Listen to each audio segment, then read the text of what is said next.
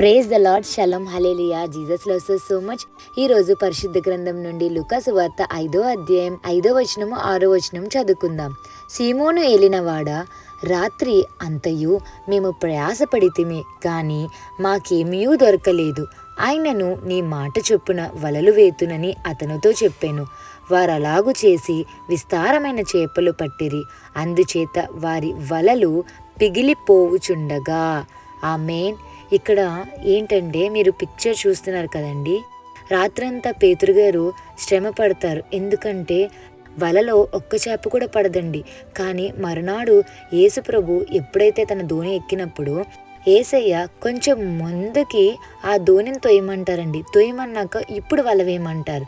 అయితే అప్పుడు పేతురు గారు అంటారు, రాత్రంతా నేను వల వేసినా చేపలు నాకు పడలేదు. అసలు ఈ యొక్క సమయానికి చేపలు పడవు. అయినా సరే మార్నింగ్ టైంలో మనకి చేపలు పడవు కదండి.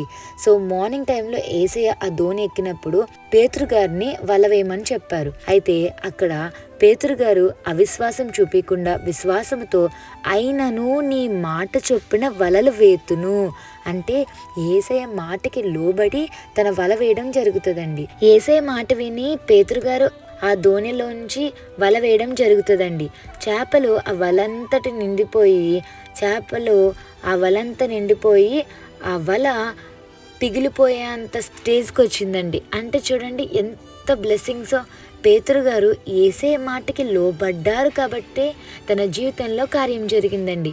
ఇప్పుడు మీరేం చేయాలంటే, సో ఎప్పుడైతే పేతురు గారు యేసే మాటకి లోబడ్డారో అప్పుడే కార్యం జరిగింది కదండి. అలానే ఇక్కడ మీరు ఒకటి గమనించినట్లయితే పేతురు గారు తనంతట తాను ట్రై చేసినప్పుడు అవ్వలేదండి, వలలో చేపలు పడలేదు. ఎప్పుడైతే పేతురు గారు యేసే మాటకి లోబడ్డారో అప్పుడే ఆ సమయానికి పడకపోయినా యేసే మాటకి లోబడడం వలన చేపలు పడడం జరిగింది. అందుకే ఐజియా 60:22 ఉంటుందండి, when the time is right I the lord will make it happen అని. సో ఆయన సమయంలో కార్యాలు అద్భుతంగా ఉంటాయండి.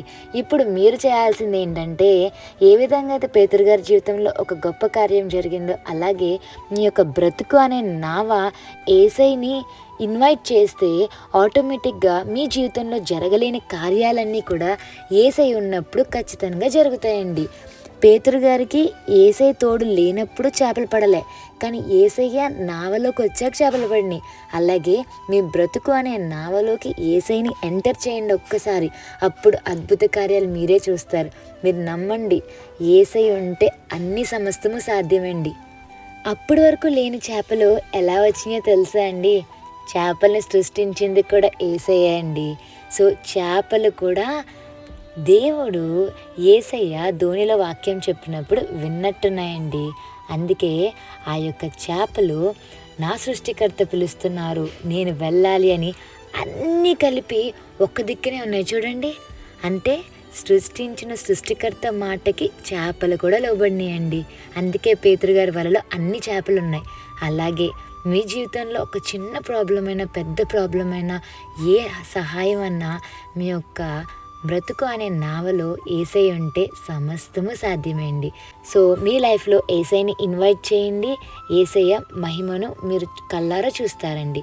గొప్ప అద్భుత కార్యాలు యేసయ్య చేస్తారండి. Have a blessed day in Christ Jesus. Jesus loves us so much. Amen.